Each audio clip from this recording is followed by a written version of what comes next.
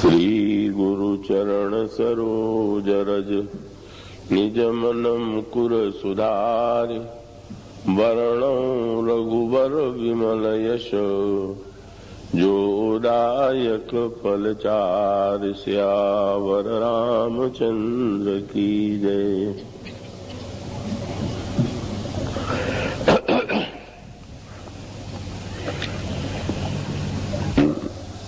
श्री रामभद्र की मंगलमयी अनुकंपा से संपन्न होने वाला यह मानस यज्ञ आज समापन की दिशा में बढ़ रहा है। छतरपुर के स्नेहियों के स्नेह से पिछले कई वर्षों से यह क्रम निरंतर चलता रहा है और इसके पीछे श्री नारायण जी अग्रवाल और श्री जय नारायण जी अग्रवाल के स्नेहपूर्ण आग्रह रहे हैं। वल्लभ भैया का सेतु के रूप में का उस आग्रह को बस तक पहुंचाने की जो सेवा थी वही इसमें मुख्य हेतु बनी। तो मैं इस पूरे परिवार को श्री श्यामाबाई जी और उनके सुपुत्र श्री नारायण जी अग्रवाल, जय नारायण जी अग्रवाल, प्रयाग नारायण जी, शिव नारायण जी और अशोक जी, इन बंधुओं को हार्दिक आशीर्वाद देता हूं। आप सब लोगों ने जिन्होंने इतने स्नेह से इस कथा सत्र में भाग लिया है, उनके प्रति भी मैं मंगल कामना प्रकट करता हूं। देशबंधु के माध्यम से श्री विनीत खरे जी ने कथा को उन लोगों को तक भी पहुंचाने की चेष्टा की है जो यहां उपस्थित नहीं हो सके हैं। वह भी एक बड़ी सेवा है। पाठक जी और श्रीनिवास जी शुक्ल का भी इस प्रसंग में मैं स्मरण करता हूं और आप सब लोगों के प्रति मंगल कामना प्रकट करता हुआ आपको विवाह प्रसंग की दिशा में ले चलना चाहता हूं। मुझे विश्वास है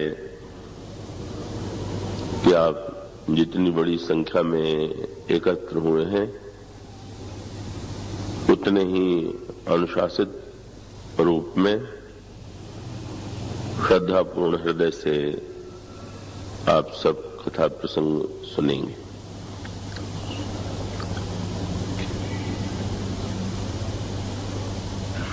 भगवान श्री राघवेंद्र का विवाह अगहन शुक्ल पंचमी को संपन्न हुआ और उसका बड़ा ही रसमय वर्णन गोस्वामी जी ने प्रस्तुत किया है। पर यह विवाह एक सांसारिक विवाह ही नहीं है, अपितु यह विवाह अनेक तत्वों से पूर्ण है और इस विवाह को देखने की दृष्टि चाहिए और आप जिस दृष्टि से विवाह के मंडप में बैठ करके इस दूल्हे का दर्शन करेंगे, आपको इस विवाह में वही संकेत मिलेगा। कल जो भूमिका प्रस्तुत की जा रही थी तो वस्तुतः विवाह का प्रसंग जो है उन अवगुणों के सार्थकता को हमारे समक्ष प्रकट करता है जो संसार के सबसे कठिन दुर्गुण माने जाते हैं। और वो तीनों अवगुण हैं तात तीन अति प्रबल खल, काम, क्रोध और लोभ। तो धनुष यज्ञ के प्रसंग में यह बताया गया कि क्रोध कैसा होना चाहिए, और विवाह प्रसंग में जब भगवान श्री राम काम के अश्व पर आरूढ़ होते हैं, काम ही जब घोड़े के रूप में श्री राम की सेवा में प्रस्तुत हो जाता है तो मानो नियंत्रित काम जो है उसका परिचय हमारे समक्ष आता है।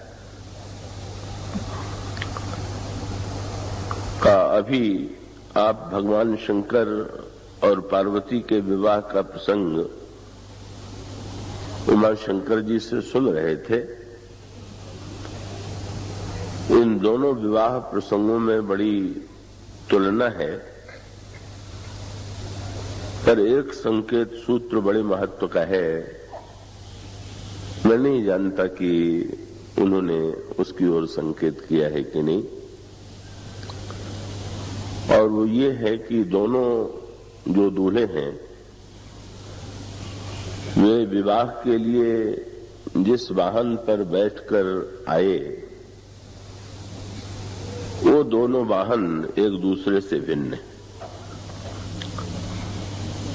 भगवान शंकर दूल्हे के रूप में वृष पर आरूढ़ होकर के बैल पर बैठ करके आते हैं, और भगवान श्री राम दूल्हे के रूप में घोड़े पर बैठ कर आते हैं। तो वृष और अश्व जो है, बैल और घोड़ा, ये दोनों भिन्न दो वस्तुओं के प्रतीक हैं। हमारे पुराणों ने धर्म का वर्णन वृक्ष के रूप में किया है, और इसीलिए धर्म में जैसे वृक्ष के 4 चरण होते हैं का उसी प्रकार से धर्म में भी 4 चरण हैं, और ये धर्म 4 चरण वाला वृक्ष है। प्रकट 4 पद धर्म के कलिमह एक प्रधान, जैन कैन विधि दीन्हे दान करई कल्याण। और अश्व जो है वो तो गोस्वामी जी स्पष्ट कर ही देते हैं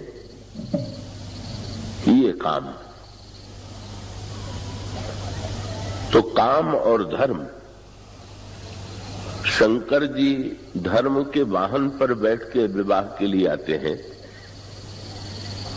और श्री राम काम के अश्व पर आरूढ़ होकर के विवाह के लिए विवाह की ओर महाराज जनक के द्वार की ओर पधारते हैं। और इसका मूल तात्पर्य ये है कि विवाह के ये 2 ही आधार हैं। या तो विवाह को एक धर्म के रूप में देखें, या विवाह को काम की स्वाभाविक परिणति के रूप में देखें। पर काम को स्वीकार करें यदि जीवन में, तो कैसे स्वीकार करें, और यदि धर्म को स्वीकार करें तो कैसे स्वीकार करें, इन दोनों का परिचय इन दूल्हों के प्रसंग में मिलता है। भगवान शंकर जिस वृक्ष पर बैठे हुए हैं उस पर किसी लगाम की आवश्यकता नहीं। बैल पर बैठे हुए भगवान शंकर बैल पर लगाम लगा करके या लगाम पकड़ करके बैठे हों, ऐसा कोई वर्णन नहीं आता। पर भगवान श्री राम जब काम के अश्व को स्वीकार करते हैं तो उस पर लगाम लगा लेते हैं और लगाम को पकड़ करके बैठते हैं। और इसका अर्थ ये है कि हमें जीवन में धर्म की भी आवश्यकता है और काम की भी आवश्यकता है। कृपया आज तो विवाह की रात है, उसमें सोइएगा नहीं। ये बहुत आवश्यक है, क्योंकि मैं देख रहा हूं कि अभी कई लोग जो है विवाह में सोने की तैयारी कर रहे हैं। तो कृपया जरा अपने मस्तिष्क को चैतन्य रख करके जो बात कही जा रही है उसे सुने। तो देखें, जीवन में काम और धर्म की दोनों की आवश्यकता है। और गीता में भगवान ने ये कहा, जो अनेक रूप उन्होंने बताए उसमें उन्होंने कहा कि धर्म अविरुद्ध काम में ही। और उसका अभिप्राय यह है कि मनुष्य के अंतःकरण में भोग की प्रवृत्ति स्वाभाविक है, काम की वृत्ति स्वाभाविक है। यदि काम को अस्वीकार कर दिया जाए पूरी तरह से तो या तो सृष्टि की सत्ता ही मिट जाएगी या वो स्थिति असंभव होगी। तो फिर ऐसी परिस्थिति में हम किस संतुलित रूप में जीवन में काम को स्वीकार करें, धर्म को भी हम जीवन में स्वीकार करें और काम को भी स्वीकार करें। धर्म के वृक्ष पर बैठ करके वृक्ष जिधर जाता है भगवान शंकर उस दिशा में जाते हैं। और उसका अभिप्राय है कि हम जीवन में धर्म का अनुगमन करें।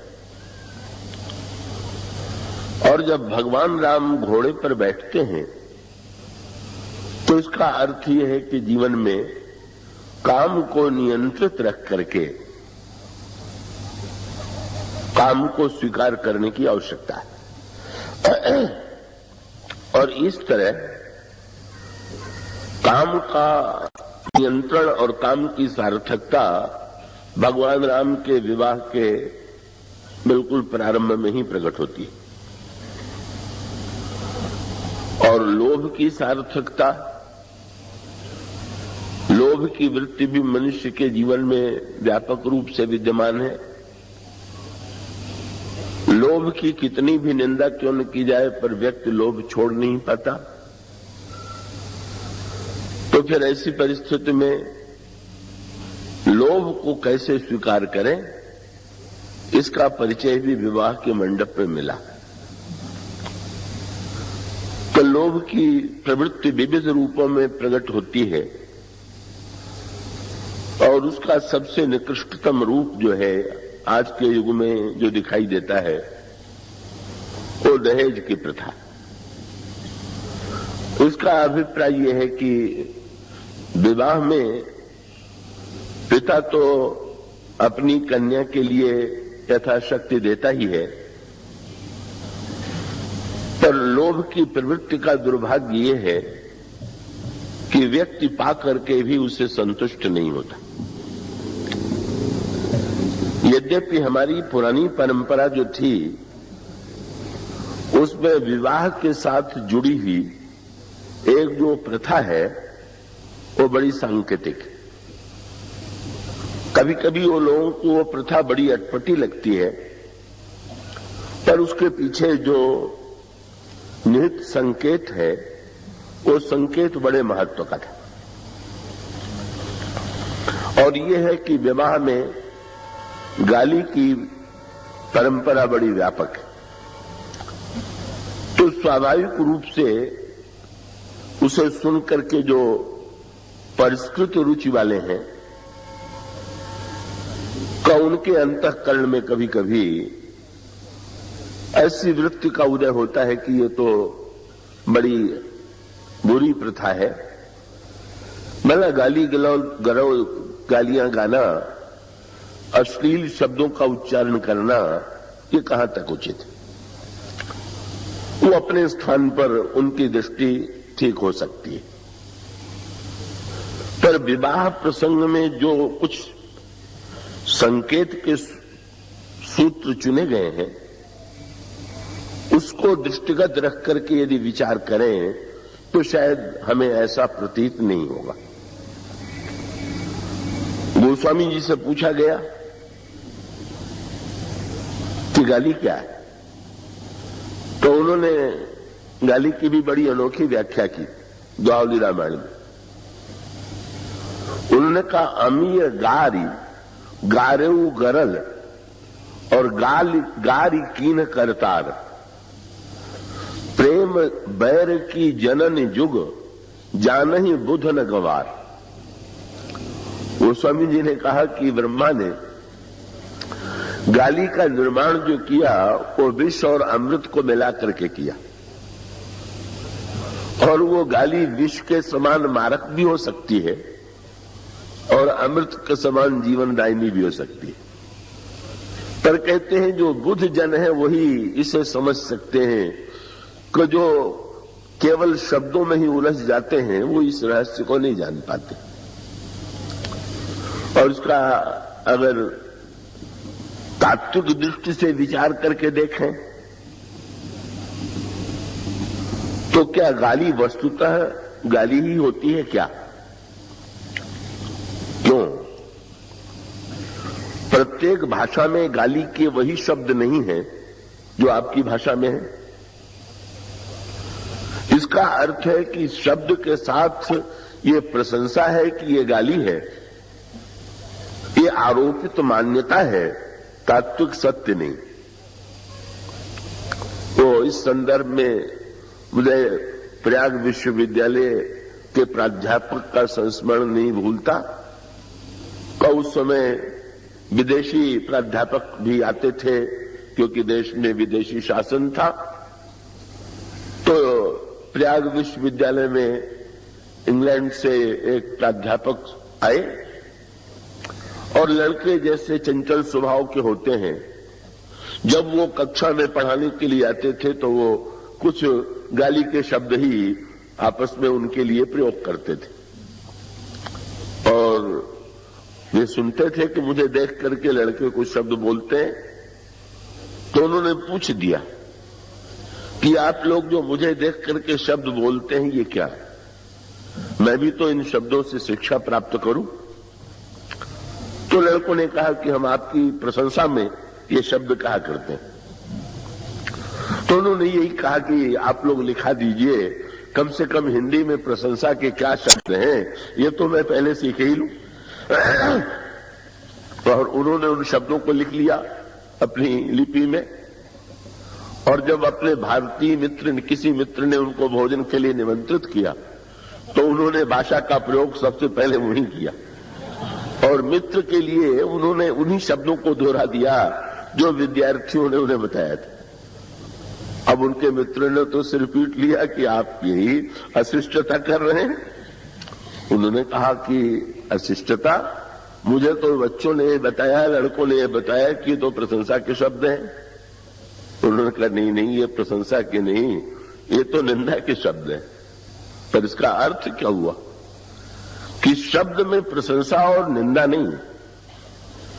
अगर शब्द में प्रशंसा और निंदा होती तो संसार में प्रशंसा के शब्दों से सबको प्रसन्नता होती, और शब्द में अगर निंदा होती तो प्रत्येक भाषा वाले व्यक्ति को एक ही शब्द निंदा के प्रतीत होते। तो इसका अभिप्राय कि शब्द तो एक माध्यम है, शब्द में जो नीत भावना है वही उसमें रस या विरसता की सृष्टि करती है। और ऐसी स्थिति में ये जो कुछ सांकेतिक प्रतीक हैं, वो अपने आप में बड़े दार्शनिक हैं। का उस दृष्टि से जीवन में अगर हम देखें का वो तो वर्णन आता है कि दक्ष जब गए ब्रह्मा की सभा में तो वे दुखी हो गए, जबकि उनको देख करके सारी सभा के लोग खड़े हो गए। और उसी सभा में दक्ष ने भगवान शंकर को गाली दी, पर उसे सुन के भगवान शंकर हंसते रहे। क्यों? वही अर्थ लेने की वृत्ति में जो भिन्नता थी। का दक्ष जब सभा में आए और उनको देख करके खड़े हुए लोग, देवता और मुनि, तो उन्होंने ये नहीं देखा कि कितने लोग खड़े हुए, वे घूर घूर करके देखने लगे कि कोई बैठा तो नहीं रह गया। और एक शंकर जी बैठे हुए थे, बस क्रोध में पागल हो गए। ये है, इतने लोगों के खड़े होने का आनंद नहीं मिला और एक व्यक्ति के बैठे रहने का दुख व्याप्त हो गया। और बाद में भगवान शंकर की उन्होंने बड़ी निंदा की, पर भगवान शंकर मुस्कुराते रहे। गणों को तो क्रोध आ गया, गणों ने तो क्रोध के बदले क्रोध किया, लक्ष्य को फटकारा, पर शंकर जी मुस्कुराए और उन्होंने कोई उत्तर नहीं दिया। गणों ने पूछा, महाराज उन्होंने इतनी गाली दी और आप हंसते रहे। तो भगवान शंकर ने कहा कि गाली देना तो ससुराल वालों का विशेषाधिकार है। चलो, और कोई स्त्रियां गीत गाने वाली नहीं थी तो हमारे ससुर ने ही गाली दे करके अपनी भूमिका को पूरा कर लिया। और इसका अभिप्राय यह है कि भाई ये तो अपने आनंद लेने की वृत्ति सामने वाला जो दे रहा है, या तो आप उसे ले लीजिए और या तो सामने वाले के दिए गए को आप अपने रस के द्वारा इतना मीठा बना लीजिए कि उसमें आनंद की अनुभूति हो। तो वस्तुतः शब्द जो है न तो प्रशंसा है और न तो निंदा है, केवल भाव के माध्यम से ही, मान्यताओं के माध्यम से ही प्रशंसा और निंदा मान ली जाती है। और इस दृष्टि से गोस्वामी जी का अभिप्राय यह है, जाने ही बुध न गवार, इसका अर्थ है कि आप शब्द को ही सत्य क्यों मान ले रहे हैं। शब्द तो चषक है, भाव जो है उसमें रस है, और किसी पात्र में जो रस दिया गया उसी का महत्व। पर विवाह के साथ इसको विशेष रूप से क्यों जोड़ा गया? तो विवाह के साथ जोड़े जाने का अभिप्राय यह है कि दोनों पक्षों के मन में इसका एक अर्थ क्या, जिस समय कन्यादान के बाद भोजन हो रहा है बारात का, और उस समय स्त्रियां गाली गा रही, और गोस्वामी जी ने कहा कि भगवान राम के विवाह में भी यही हुआ। महाराज दशरथ सहित सारी बारात भोजन के लिए बैठी हुई है और समय सुहावनी गारी विराजा, हसत राव सुनी सहित समाजा। महाराज दशरथ गालियां सुन के प्रसन्न हो रहे हैं, सारा समाज जो है गालियां सुनकर के प्रसन्न हो रहा है। इसका निहित तात्पर्य क्या हुआ? कन्यादान के बाद दो दृष्टियों से क्या कि भोजन में जो कई रस हैं उनके नाम से आप परिचित हैं। भोजन केवल मिठाई का नाम थोड़ी है। का भोजन के लिए तो कहा जाता है कि भोजन में 6 रस हैं, और आप उनकी गणना करेंगे तो उसमें मधुर भी है, तिक्त भी है, कटु भी है, कचैला भी है, सारे रस 6 इस प्रकार से गिने जाते हैं। तो आप विचार करके देखिए, तो गाली में तो 6 रस हैं, वो कड़वा भी है, कसैला भी है, मीठा भी है। और महाराज दशरथ ये सुनकर के हंसते हैं कि चलो मुंह से तो भोजन करने को मिल ही रहा है, कान से भी ये षडरस के स्थान पर 9 रस परोसा जा रहा है, क्योंकि ये तो कान से साहित्य के रस का पान किया जाता है। तो ये जो 9 रसात्मक उसको आनंद मिल रहा है, उसका आनंद ले रहे हैं और उसके पीछे औदार्य के भावना का संकेत भी है। वर पक्ष को हंसते देख करके यदि पूछ दिया जाए कि आप गाली सुन के प्रसन्न क्यों हो रहे हैं, तो उसकी भावना ये होनी चाहिए कि जिसने कन्या जैसा दान दे दिया, अब अगर वो गाली का भी दान देता है तो भाई इतने बड़े दान के बाद उसको भी हम सम्मान से स्वीकार करते। और कन्या पक्ष से पूछा गया कि तुम्हें गाली देने की दान के बाद क्या आवश्यकता, तो जब गाली दी और उसे सुनकर के वर पक्ष को हंसी आई तो हमें आश्वासन मिला कि जब ये वर पक्ष वाले इतने उदार हैं कि गाली सुन के भी हंसते रहे, तो हमारी कन्या से अगर कोई भूल भी होगी तो हंसते ही रहेंगे, उस पर क्रोध नहीं करेंगे। अर्थ ही तो लेने की बात, और इसका अभिप्राय है अर्थ आप क्या लेते हैं ये आप पर निर्भर है। तो भाई कन्यादान तो महानतम दान है और उसको ग्रहण करने के बाद अब क्या पाना शेष है, यही वृत्ति आनी चाहिए, यही इसमें निहित है। लेकिन दुर्भाग्य ये है कि समाज में वो वृत्ति नहीं पाई जाती। परंपरा के रूप में गाली गा दी जाती है, सुन लिया जाता है, लेकिन व्यवहार में न तो लोभ की प्रवृत्ति कम होती है, न तो क्रोध की प्रवृत्ति कम होती है, न तो काम की वृत्ति नियंत्रित रहती है, और इस तरह से विवाह एक मंगल के स्थान पर कई समस्याओं की सृष्टि करने वाला बन जाता है। तो ऐसी स्थिति में आज तो समाचार पत्रों में भी दहेज को लेकर के कितनी का जुगुप्सा, कितनी घृणित का बातें हो जाती हैं, ये पढ़ने को मिलता है। और इसके लिए दहेज के प्रथा की निंदा की जाती है, पर वो अपने आप में प्रथा निंदनीय नहीं है अगर व्यक्ति उसको संतुलित रूप में सहज भाव से ले। इसका अर्थ ये है कि कन्या का पिता जब कुछ देता है तो उसे स्वीकार करने में आपत्ति नहीं, पर जब लोभ का अतिरेक व्यक्ति को संतुष्ट नहीं करता और उसके साथ साथ जो पाने की वृत्ति है उसके साथ साथ जो दूसरी वृत्ति जुड़नी चाहिए, जब तक वो वृत्ति नहीं जुड़ती, का भगवान श्री राम के विवाह में दहेज दिया गया कि नहीं, तो गोस्वामी जी ने यही लिखा कि वो तो इतना दहेज दिया महाराज श्री जनक ने, अन्न कनक भाजन भरी जाना, महिषी धेनु वस्तु विधि नाना, कंबल बसन विचित्र पटोरे, भांति भांति बहुमोलन थोरे, गजरथ तुरग दास अरुदासी, धेनु अलंकृत काम दुहासी, वस्तु अनेक करिय किमि लेखा, कहीं न जाए जाने जिन देखा। इतना दिया उन्होंने, घोड़े दिए, हाथी दिए, गाय दी। गोस्वामी जी ने तो कहा कि इतना उन्होंने दिया कि उसकी गणना नहीं की जा सकती। अब इसको पढ़ करके अगर व्यक्ति कहे कि अगर हम अधिक से अधिक लेते हैं तो इसमें क्या बुरा, तो गोस्वामी जी ने एक सज्जन ने मुझसे यही कहा कि तो उस प्रथा का समर्थन तो रामायण में भी है, दाई दीन अनेक विधि, तो ऐसी स्थिति में इसमें बुराई कहां है। तो मैंने यही कहा कि उसी दाइज के बाद जो अगली पंक्ति है वो भी पढ़ लीजिए, तो आप समझ लेंगे कि उसका प्रयोग क्या होना चाहिए। जो मिले उससे लीजिए, पर लेने के बाद जो करना चाहिए वो भी तो कीजिए।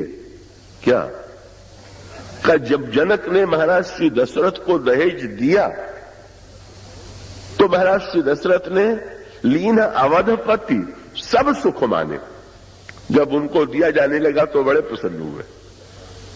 पर गोस्वामी जी ने कहा पाके ही प्रसन्न नहीं हुए, पाते ही उन्होंने पहला काम क्या किया, दीन जाचकन जो जेहि भावा, फिर उन्होंने जो मिला था उसको खुला छोड़ दिया, जिसको जो आवश्यकता हो ले जाए। आप भी अगर ऐसा कर दीजिए तो कोई बात नहीं है। अगर आप इतने उदार बन सकते हैं कि प्रत्येक आवश्यकता वाले व्यक्ति को वस्तु देने में आपको संकोच नहीं है तो कोई बात नहीं। गोस्वामी जी शब्द क्या कहते, दीन जांचे कनि जो जही भावा और उबरा सो जनवा से ही आवा। सब कुछ बंट जाने के बाद जो बच गया वही जनवासे में पहुंचा। इसका अभिप्राय यह है कि लोभ की प्रवृत्ति के साथ अगर वितरण की प्रवृत्ति हो, देने की प्रवृत्ति हो, समाज को बांटने की प्रवृत्ति हो तो लोभ की प्रवृत्ति घातक नहीं।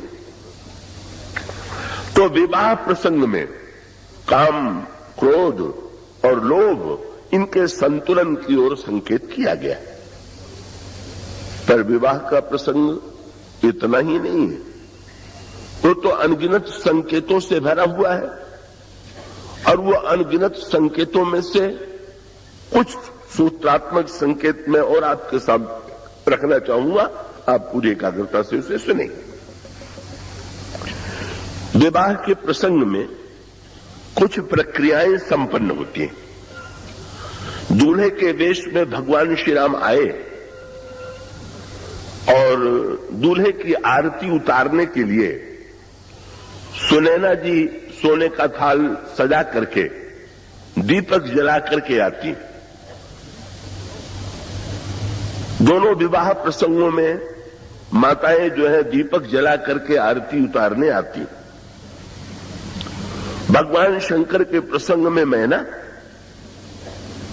और सीता जी के प्रसंग में सुनैना।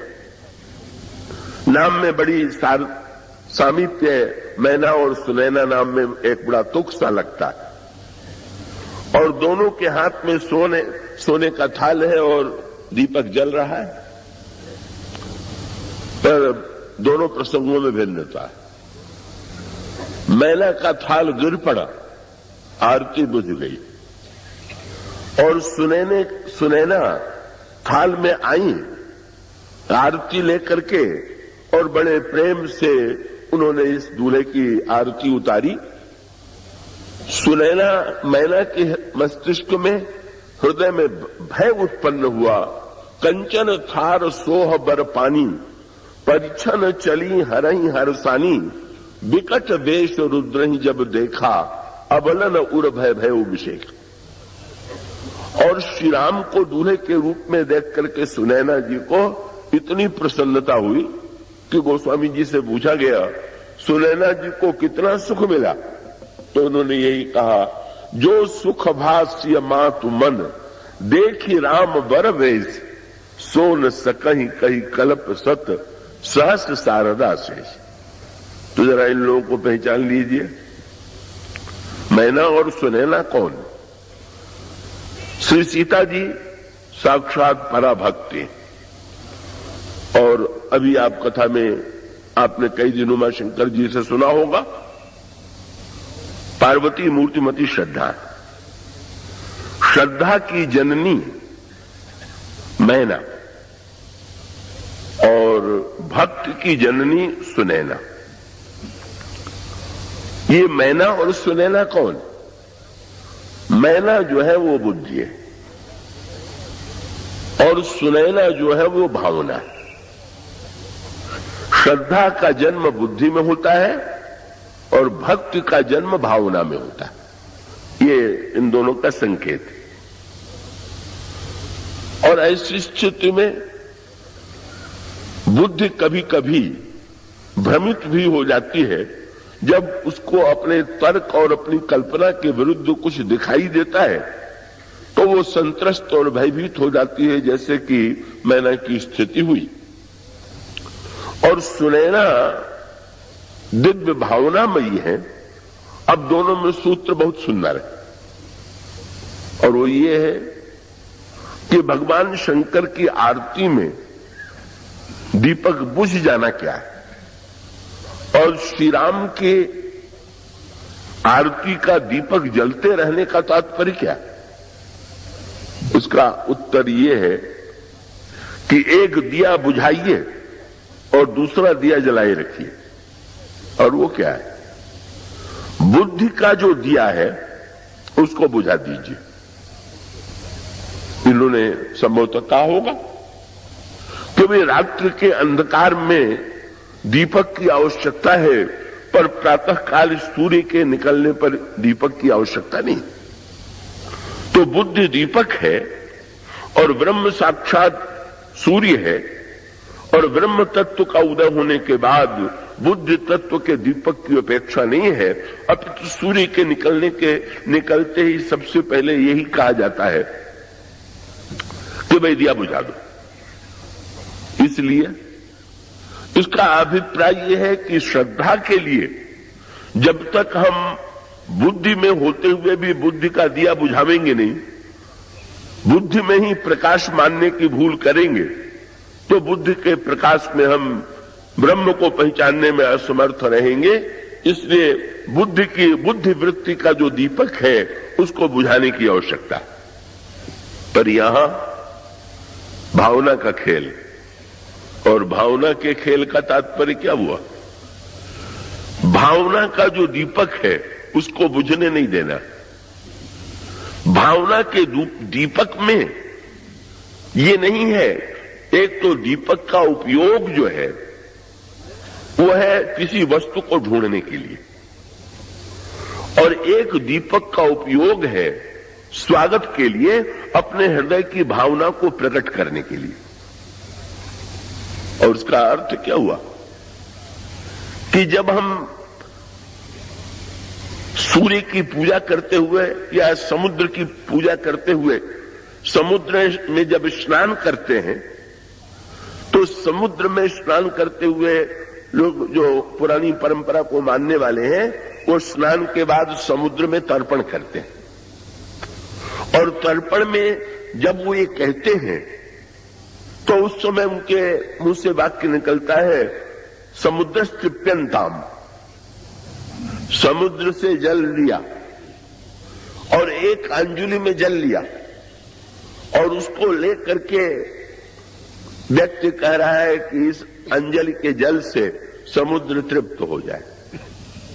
यही बात विवाह के बाद महाराज जनक ने भी कही, क्या कि ये जो कुछ हमने दिया है वो अपनी वस्तु थोड़ी दिया, समुद्र से जल लेकर के समुद्र को देना वो क्या है?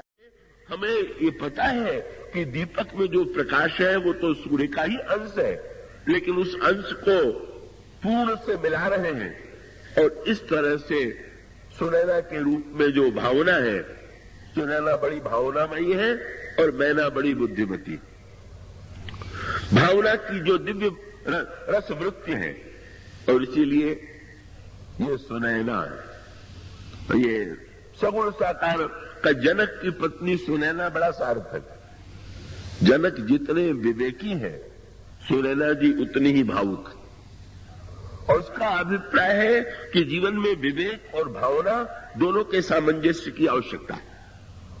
तो दूल्हे की आरती उतारी गई, भावना के द्वारा उसका स्वागत किया गया, और उसके पश्चात दूल्हे को बड़े आदर पूर्वक मंडप में ले आया गया, और इस मंडप में कुछ क्रियाएं संपन्न हुई।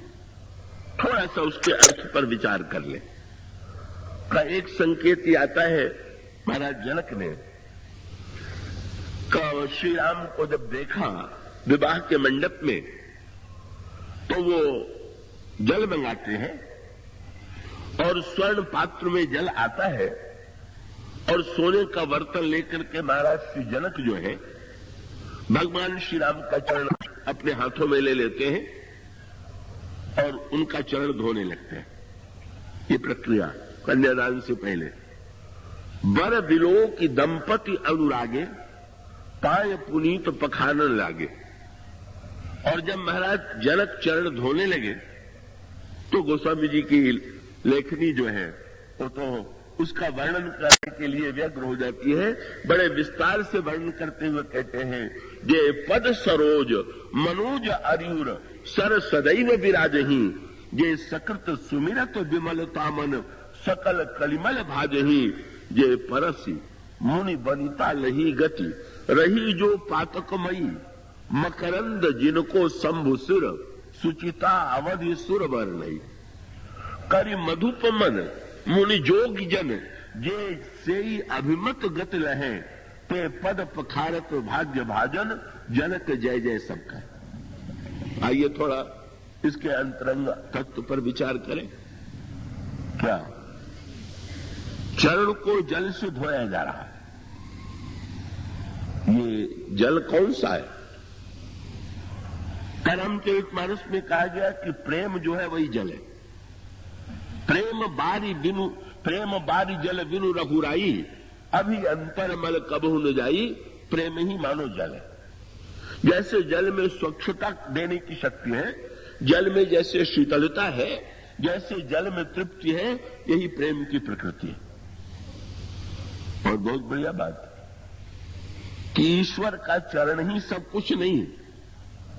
आपके पास उसको पखारने के लिए प्रेम का जल है कि नहीं?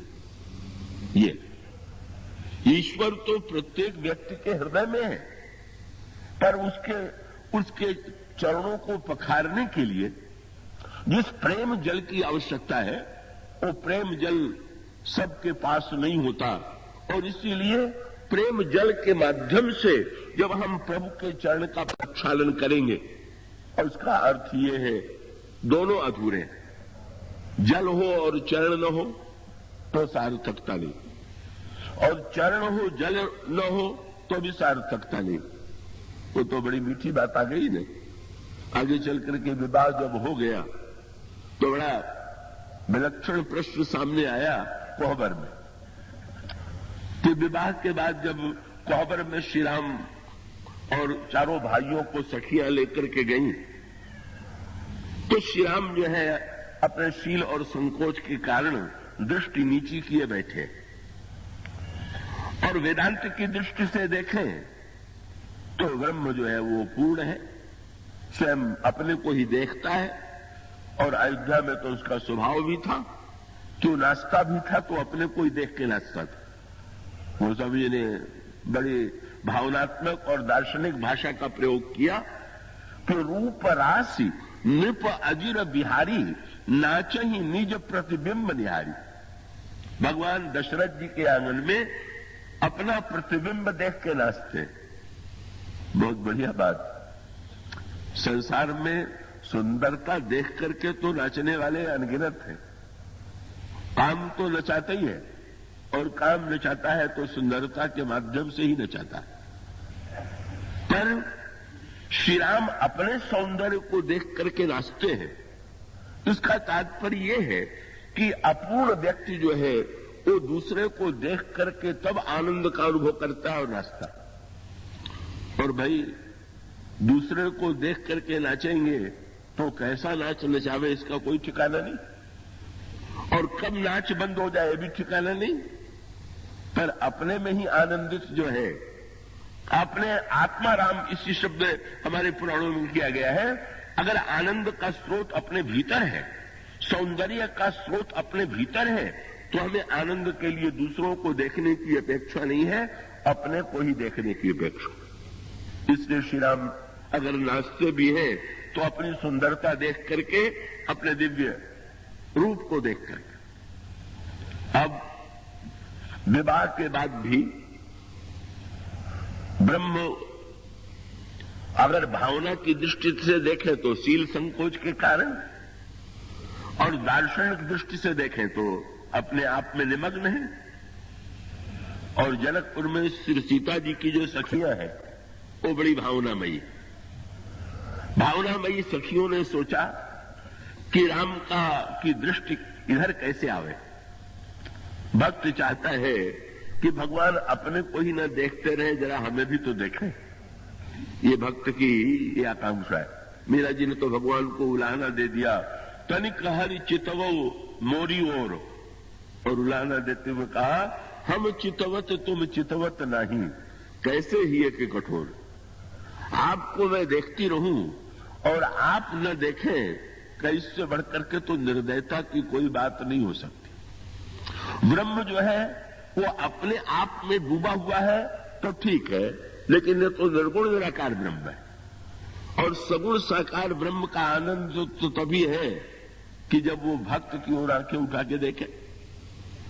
भावना मेरी सखियों ने सोचा कैसे इनकी दृष्टि अपनी ओर आकृष्ट करे। तो भाई वेद की भाषा में उन्होंने नहीं कहा। मीरा जी ने तो जरा प्रार्थना की भाषा में कहा, थोड़ा उलाहना दे दिया। तो वेद की भाषा, स्तुति की भाषा तो ये थी कि सखियां ये कहती कि जरा हमारी ओर दृष्टि उठा करके देखिए। शंकर जी जब बोलते हैं तो यही कहते हैं, महिपाल विलोकय दीन जन्म। हे महाराजा धीराज, आप दीन की ओर देखिए। एक भाषा तो शंकर जी की है और दूसरी भाषा जनकपुर के सखियों की है, बिल्कुल अटपटी भाषा। सखी ने भगवान राम से बिल्कुल कुछ नहीं कहा, जानबूझ करके ऐसे वाक्य का प्रयोग किया कि जिसे श्री राम सुन ले। एक सखी ने दूसरे सखी को सुना करके कहा कि सखी, जनकपुर में सारे संसार के राजा और राजकुमार आए, पर ये राजकुमार जितना अभिमानी और घमंडी है वैसा तो कोई आया ही नहीं। अभी तो नई भाषा थी, स्तुति के स्थान पर व्यंग्य की भाषा। प्रभु के होठों पर हंसी आ गई। दूसरी सखी ने पूछ दिया, तुम्हें कैसे लगता है कि ये बड़े अभिमानी हैं? तो ये कहा कि अरे देखो ना, लगता है इनको अपने गुण और सौंदर्य का बहुत अभिमान है, इसीलिए यहां भी बैठ करके अपने को ही देख रहे हैं। अगर अभिमान न होता तो हम लोगों को भी तो देखते कि और भी कहीं सुंदरता है, और फिर बगल में ही इतनी सुंदरता है कि अगर उसको देख लें तो इनका अभिमान भी समाप्त हो जाए। वो समझी बरवे रामायण में कहते हैं, बगल में तो देख लीजिए, हम लोगों को न देखिए तो न देखिए, पर आप जिनके पास बैठे हुए हैं उनको जरा दृष्टि उठा करके देख लिए और देख लीजिए। तो बरवे रामायण में तुलसीदास जी ने कहा, सखी कहती है श्री राम से, गर्भ करहु रघुनंदन जनि मन माय, आपन मूरत देखहु सिय की छाय। आपको सुंदरता का बड़ा गर्व हो तो श्री सीता जी की छाया देख लीजिए। श्री सीता जी गौरांगी है, छाया काली है, आप भी शाम होकर के सीता जी की छाया ही है। और ठीक भी है, जो सगुण ब्रह्म है वो तो भक्ति की छाया है। जैसे छाया उधर, व्यक्ति जिधर चलता है छाया उधर चलती है, इसी प्रकार से जिधर भक्ति देवी चलती हैं उधर भगवान चलते हैं। सखियों ने व्यंग किया, लेकिन उस व्यंग में का एक ये कृपा करके बड़ा आश्चर्य।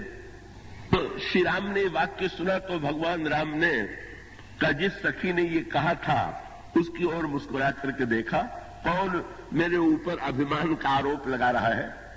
सखी प्रसन्न हुई, लेकिन लक्ष्मण जी से नहीं रहा गया। कल लक्ष्मण जी ने उत्तर देते हुए कहा कि हमारे प्रभु में तो अभिमान का लेश नहीं, लेकिन अगर आप कहें कि अभिमान है तो चलिए, बिना कारण के अभिमान नहीं है, अभिमान करने का उन्हें कारण है। क्या कारण है? लक्ष्मण जी ने व्यंग करते हुए कहा, धनुष यज्ञ भूल गए आप लोग? जनकपुर वासियों की क्या दशा हो गई थी, क्या निराशा व्याप्त थी, और हमारे सर्वशक्तिमान प्रभु ने अगर धनुष न तोड़ा होता तो क्या होता?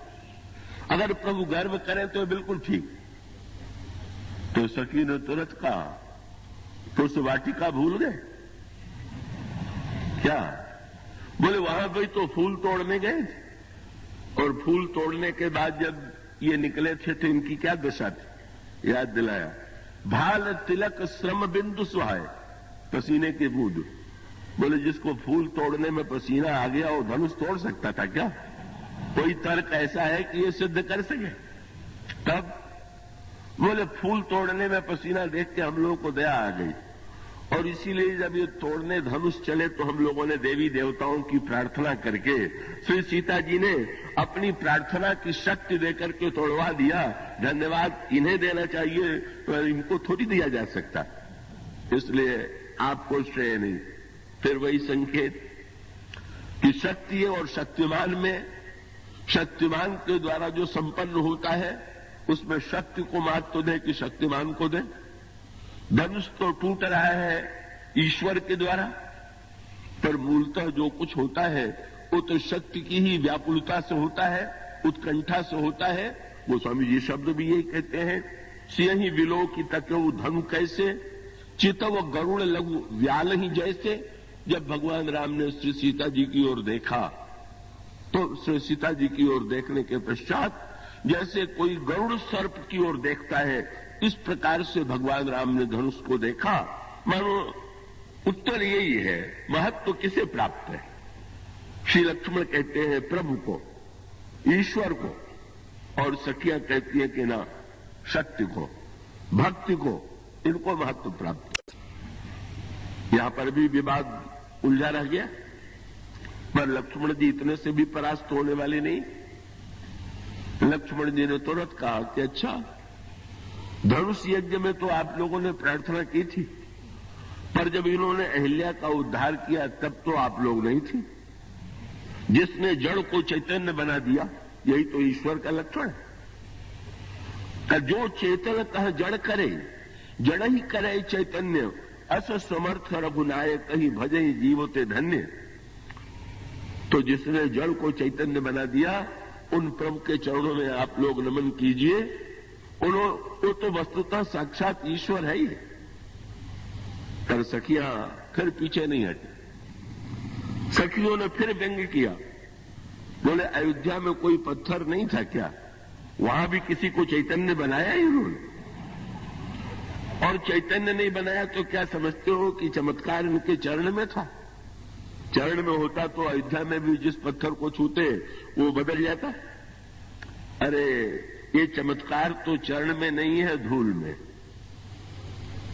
तो बोले अयोध्या से चल करके जब जनकपुर की ओर गए तो भक्ति देवी के मार्ग की धूल से उद्धार हुआ।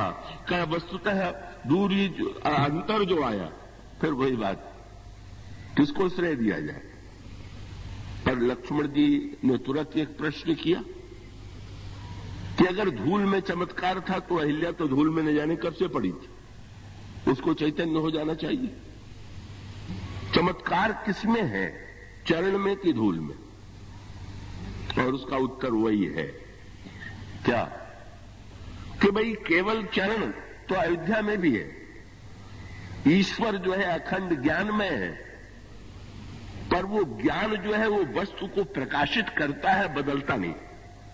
ये जो प्रकाश हो रहा है यही ज्ञान का स्वरूप।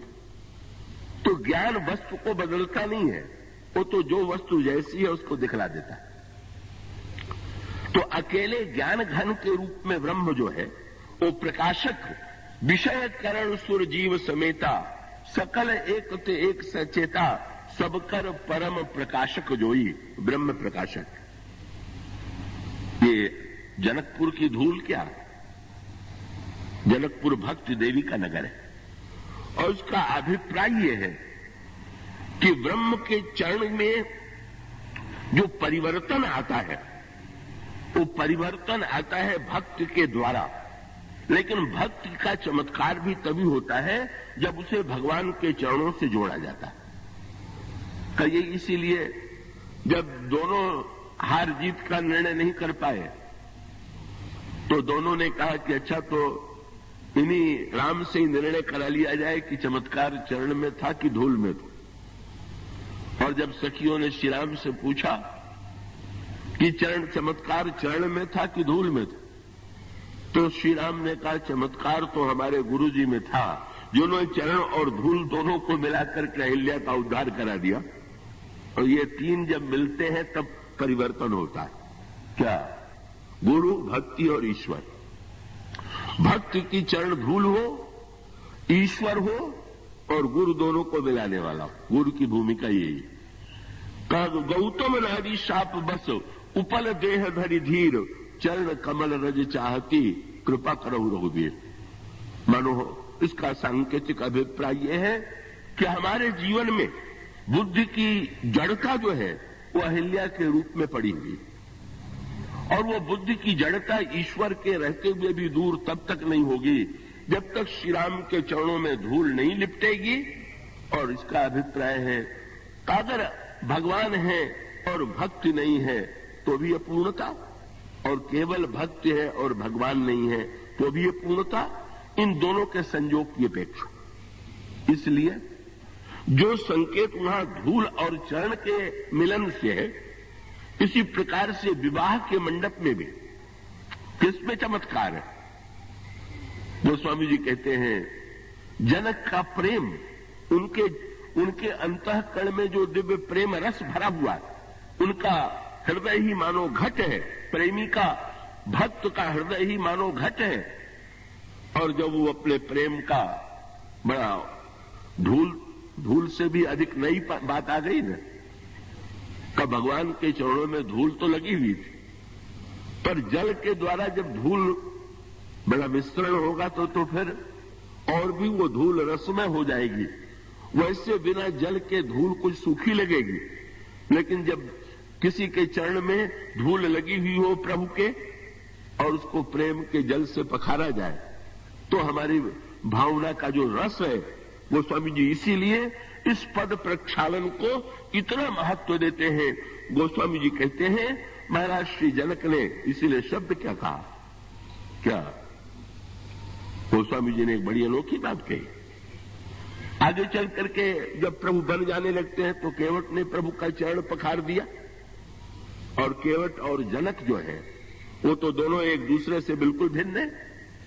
जनक उच्च वर्ण के हैं तो केवट नीचे है, जनक बड़े ज्ञानवान है तो केवट ने कोई शिक्षा प्राप्त नहीं किया, जनक अगर का देश के महान राजा है तो केवट दरिद्र है,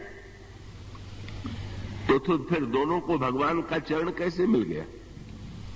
उसका उत्तर यह है कि भाई अन्य बातों में चाहे केवट और जनक अलग अलग रहे, पर एक बात ऐसी है कि जिसमें दोनों समान हैं, और वो शब्द क्या है, बोले जनक का बर्तन सोने का था, सब कुछ था, लेकिन उसके द्वारा ये चमत्कार नहीं हुआ चरण का।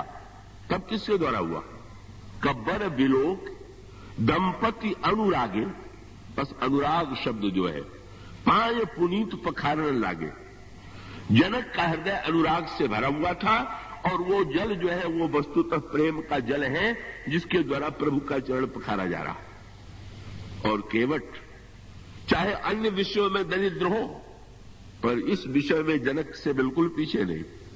इसीलिए वो स्वामी जी ने कहा, जब भगवान राम ने कहा बेगी आन जल पाए पखारू हो तो विलंब उतारे पारू, तब केवट राम रजाए सुपावा पानी कठौता भरी ले आवा अति आनंद उमगी अनुरागा। इसमें वो अनुराग जो है, और इसका अभिप्राय है कि ईश्वर को चरण पाने में मुख्यतः सोने और काठ के कठौते में नहीं, आपके पास वैभव है कि दरिद्रता है, का इसका कोई अर्थ नहीं है, आपके पास अनुराग कितना है यही महत्व का है। तो भाई ईश्वर काम के अश्व पर बैठ के आया, प्रेम के जल से चरण पखारा गया, और उसके पश्चात कन्यादान हुआ। ये मानो अहमता और ममता का विसर्जन है। चरण धोना माने का वस्तुतः वर जो है ससुर श्रेष्ठ है कि वर श्रेष्ठ है। तो भाई यो तो संसार में परंपरा है, देने वाला बड़ा है, लेने वाला छोटा है। लेकिन यहां उल्टी बात, क्या वर को बड़ा मान करके जब कन्या का पिता देता है तो मानो विवाह के द्वारा वो अपने अहमता का त्याग करता है, क्योंकि हमारे यहां की परंपरा है कि विवाह में मंत्र माना ये कह करके दिया जाता है कन्या को कि जो विश्व रूप वर है उनको कन्या रूपा लक्ष्मी में अर्पित कर दो। उसका अभिप्राय लक्ष्मी भगवान की शक्ति है, भगवान के चरणों में अहंकार का विसर्जन जो है यही पद, दूल्हे के पद का प्रक्षालन, और कन्या को दे देना जो है यही ममता का त्याग। अहमता और ममता दोनों, तो इसीलिए इसको भी यज्ञ के रूप में देखा गया कि जहां पर सच्चे अर्थों में यदि विवाह के स्वरूप को ग्रहण किया जाए तो अहमता और ममता अर्पित हो गई।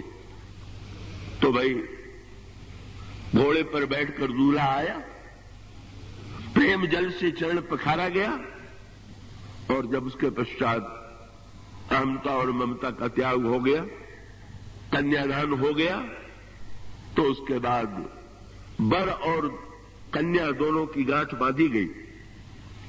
और भावरी पड़ने लगी। बर विलोक की दंपति अनुरागे के पश्चात गोस्वामी जी ने कहा, भगवान श्री राघवेंद्र और सीता जी का उस विवाह के मंडप में बड़ा अद्भुत दृश्य है। मंडप में खंभे लगे हुए और उन खंभों में इन दोनों का प्रतिबिंब दिखाई दे रहा।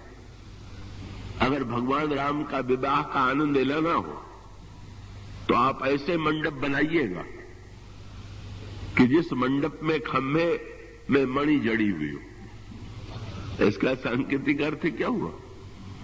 इसका अर्थ ये है, मंडप क्या है? ये जीव का हृदय।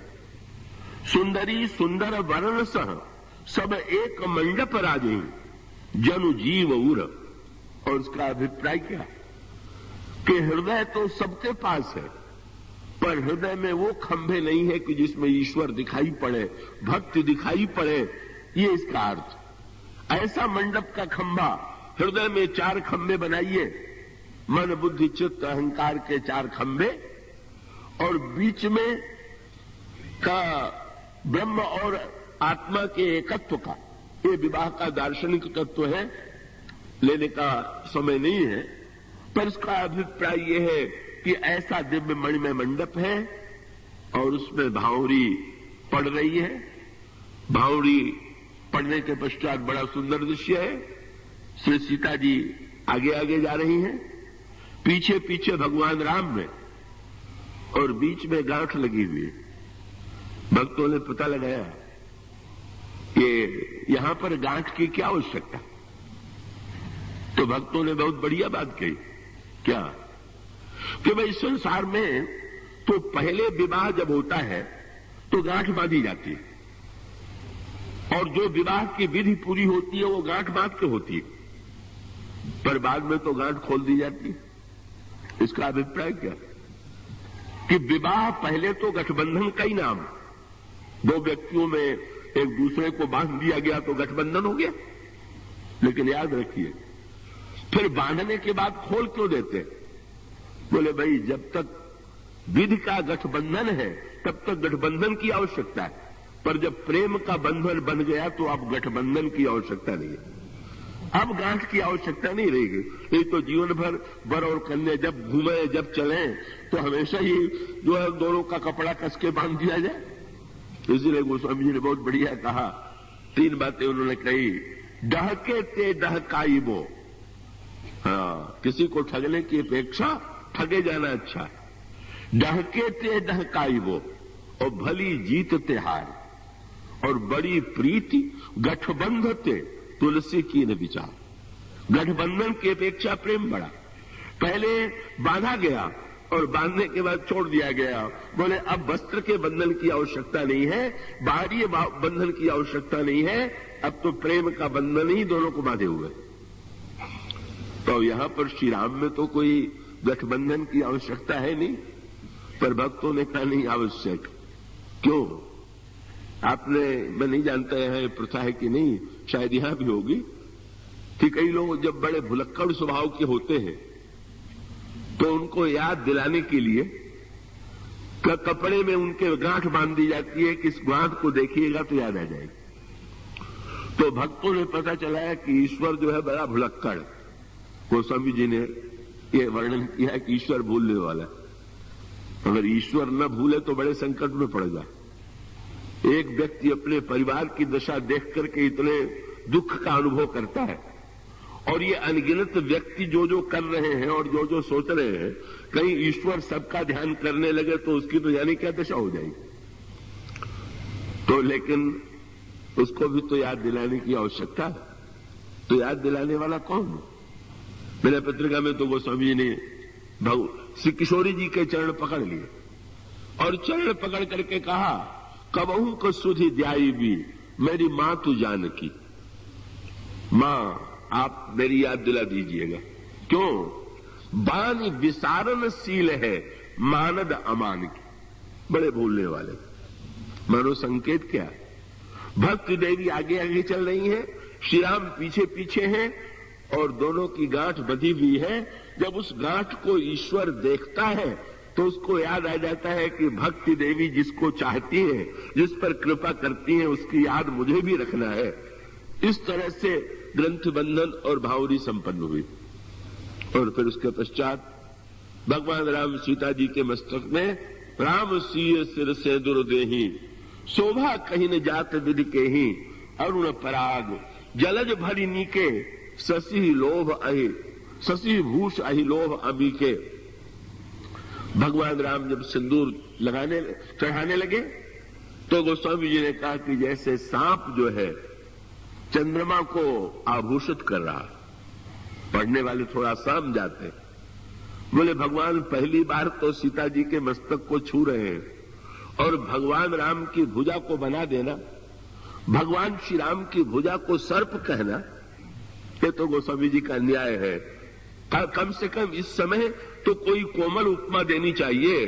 श्री राम की भुजाएं सांप है, पर उसका अर्थ क्या हुआ? बहुत बढ़िया अर्थ। सांप है काल का प्रतीक, और ये सिंदूर दिया जाता है वो सौभाग्य का चिन्ह है। सिंदूर देना माने सौभाग्य का चिन्ह। और गोस्वामी जी कहते क्या है कि भाई अखंड सौभाग्य रहे, इसका उत्तर क्या है? गोस्वामी जी ने कहा जहां काल का प्रतीक सर्प ही स्वयं सौभाग्य का चिन्ह दे रहा है, वहां तो अखंड सौभाग्य हो ही गया। गोस्वामी जी का अभिप्राय यह है, पर गोस्वामी जी से पूछा गया तो उन्होंने बड़ी अनोखी बात की। पहले तो कहा राम सिंह सिर सिंदूर देही, और फिर ये कह दिया कि अरुण पराग जलज भरी नीके शशि लोभ अहिभूष अमी। भगवान राम ने सीता जी को दिया कि लिया? गोस्वामी जी ने पहले तो दिया शब्द का प्रयोग किया और बाद में लिया था। ये तो बहुत बढ़िया बात है। भगवान राम सीता के संदर्भ में ही नहीं, संसार में जो अगर कोई अपनी पत्नी को आशीर्वाद दे, पति, तो देता है कि लेता है? पत्नी ने पति को प्रणाम किया और पत्नी से प्रसन्न होकर के पति ने आशीर्वाद दिया, अखंड सौभाग्यवती हो, तो आशीर्वाद तो उसने अपने को ही दिया कि हम सदा जीवित रहे। वस्तुतः उसने दे करके भी स्वयं अपने लिए ही पाया। मानो किसने दिया और किसने पाया? भगवान राम ने दिया, सीता जी ने पाया, कि सीता जी ने दिया, श्री राम ने पाया? गोस्वामी जी तो बड़ी अनोखी उत्प्रेक्षा करते। उन्होंने कहा कि सर्प को अमृत की आवश्यकता थी और चंद्रमा को अरुण पराग की आवश्यकता थी। सर्प ने अमृत नहीं देखा था और चंद्रमा ने कभी कमल का पराग नहीं देखा था, क्योंकि जब रात्रि को चंद्रमा निकला तो कमल मुद गए, तो कमल का पराग बेचारे चंद्रमा को कभी मिला नहीं था। गोस्वामी जी ने कहा सीता जी का मुख चंद्र है, भगवान राम की भुजा सर्प है, और अमृत के लोभ से जब सर्प चंद्रमा के पास चला तो कहा भेंट में ऐसी वस्तु लेकर के चले जो इससे पहले न मिली हो। ये पराग सिंदूर क्या है? बोले अनुराग का सिंदूर है। आज तक ये दिव्य अनुराग का जो सिंदूर भगवान श्री सीता जी को अर्पित कर रहे हैं, उससे पहले कभी उनके प्रति अर्पित नहीं किया गया था। और इस तरह से सिंदूर दान की विधि संपन्न होती है और फिर चारों भाइयों का विवाह संपन्न होता है। और गोस्वामी जी कहते हैं मुदित अवध पति सकल सुत बधुन समेत निहारी जनु पाए महिपाल मणि क्रियन सहित फलचारी। उसका व्यवहारिक अर्थ यह है। तात्विक अर्थ तो यह है कि चारों अवस्थाओं का चारों स्वामियों से मिलन हुआ, और व्यवहारिक अर्थ यह है कि ये चारों राजकुमार चारों फल हैं और चारों राजकुमारियां उनकी क्रिया है, इनका मिलन हो रहा है। अर्थ शत्रुघ्न है, धर्म भरत है, लक्ष्मण जी काम है और मोक्ष श्री राम। जीवन में चारों की आवश्यकता है। अर्थ धर्म काम मोक्ष, अगर चारों में से कोई समाज में कम हो तो समाज पूर्ण नहीं। लेकिन क्रम का जरा ध्यान रखिएगा, इसमें बड़े छोटे भाई का ध्यान रखना चाहिए। क्या? सबसे बड़े श्री राम, उनके बाद भरत, उनके बाद लक्ष्मण और उनके बाद शत्रुघ्न। इसका अर्थ क्या? मोक्ष सबसे बड़ा भाई, धर्म उसका छोटा भाई, काम उसका छोटा भाई और अर्थ सबसे छोटा भाई। आज के युग में तो अर्थ ही बड़ा भाई हो गया है और अर्थ और काम को छोड़ करके धर्म और मोक्ष के भाइयों को निकाल दिया गया। इसका अर्थ ये हुआ कि भाई अर्थ का भाई शत्रुघ्न जी की विशेषता ये है कि वो सबकी सेवा करते हैं। सबसे छोटे हैं तो सबकी सेवा करते हैं। लक्ष्मण जी की भी, शत्रुघ्न जी की भी, तो भरत जी की भी, श्री राम की भी। पर विशेषता यह है कि अपने आप को सबसे छोटा भाई बनाए हुए हैं। और इसका अर्थ यह है कि अर्थ की सार्थकता तभी है। और वो चलते किसके पीछे? दो जोड़ी बना दी गई, राम और लक्ष्मण की जोड़ी और भरत शत्रुघ्न की जोड़ी। इसका अर्थ है काम को चाहिए कि वो मोक्ष के पीछे चले। लक्ष्मण जी काम है और मोक्ष के पीछे चले। काम बंधन के पीछे न चले, मुक्ति के पीछे चले। काम से बंधन भी हो सकता है, मुक्ति भी हो सकती है। लक्ष्मण राम के पीछे चलते हैं, ये मोक्ष का जो है का काम का मोक्ष के प्रति अनुगमन। और शत्रुघ्न जी भरत के पीछे चलते, इसका अभिप्राय यह है कि अर्थ की शोभा यही है कि वो धर्म के पीछे चले। बस इसका अर्थ है समाज में अगर अर्थ के पीछे ही धर्म चलेगा तो दोनों का सर्वनाश होगा, और धर्म के पीछे यदि अर्थ अनुगमन करेगा तो अर्थ का सदुपयोग होगा, अर्थ कल्याणकारी होगा। इस तरह से जीवन में बहुत बढ़िया बात। एक सज्जन ने पूछ दिया, शत्रुघ्न जी कभी बोलते क्यों नहीं थे? तो मैंने यही कहा कि जब पैसा बोलने लग जाता है तो सबकी आवाज दब जाती है, इसलिए पैसों को चुप रख करके सेवा ही करना चाहिए। अर्थ की सार्थकता यही है कि वो मौन भाव से सबकी सेवा करें, प्रदर्शन करने की चेष्टा न करें कि मैं कितने